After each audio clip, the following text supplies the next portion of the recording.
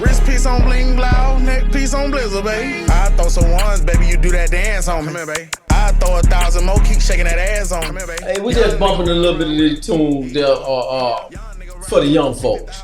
Trying to expand our audience.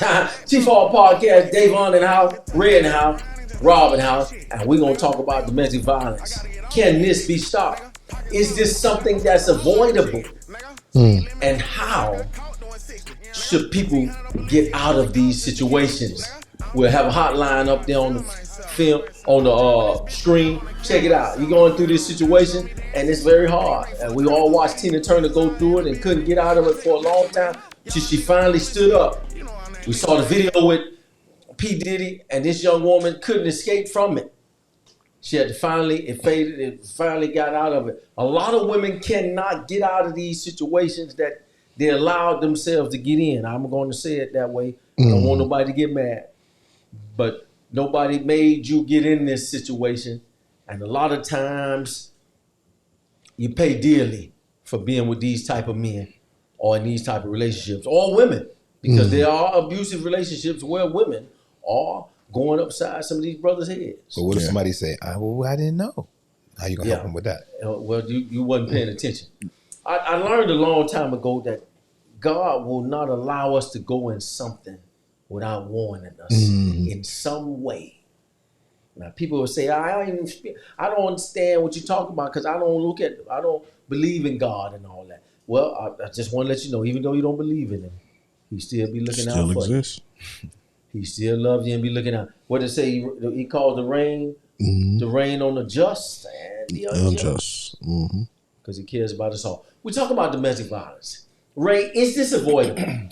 Can your daughter avoid being in an abusive relationship? I would hope so. I would hope that, us as men give our daughters the understanding of teach them the game. Teach them the game. How can she avoid it? Give me some one way to avoid it.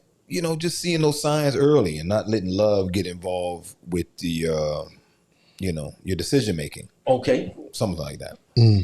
Can our sons avoid being the aggressor? Can they avoid that? Can we teach them not to be like handle this situation no matter how it gets? Because maybe a guy might be in a situation where he has to defend himself, but we could defend ourselves without actually hurting a woman. Definitely. Right? So we can prepare our boys, we can prepare our daughters to avoid this, right or wrong. Yeah, you look at the situation with a level head. I mean, you go into any situation like that with a level head.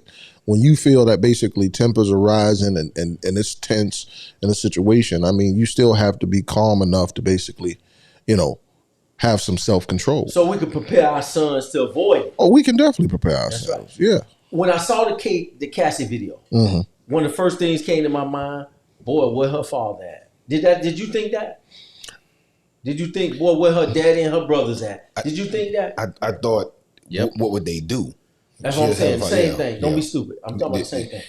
No, that's not the same thing, though. I don't even like looking at this video. Yeah. I couldn't even, I'm sure Cassie's father is probably feeling helpless. Is he around? He's still. We don't know. I don't know, but as brothers, a father, uncle, any male that's connected with this young woman, even her really good friends, got to be feeling some type of way. Yeah, because Puffy is probably untouchable, in a sense. You know what I mean? Which nobody is, but he thinks he is. Well, here's what I mean. Yeah, he have security and all of these things, right? To try and the access to him.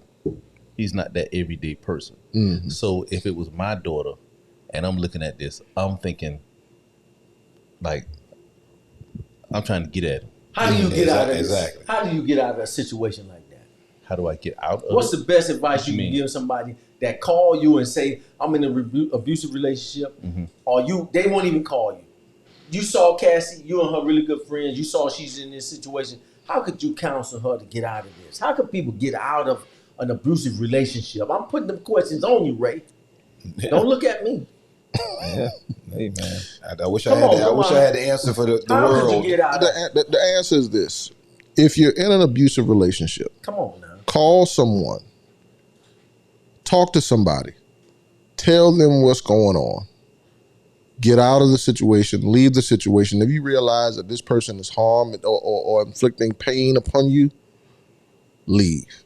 Because number one, Straight like that. Your safety, your safety is first. You got to be able to walk away from. Man, I don't care who it is, man, woman, it don't matter. If you in a situation where a person is doing this kind of stuff, you know what I'm saying? Literally dragging you up and down the house, fighting you, yelling at you. The moment you can, because understand that, you know what I'm saying, we work, we do our thing, we go out, so on and so forth. The moment you can basically feel where you can walk out of that door and get in your car and drive, that's the moment where you say, I've had enough.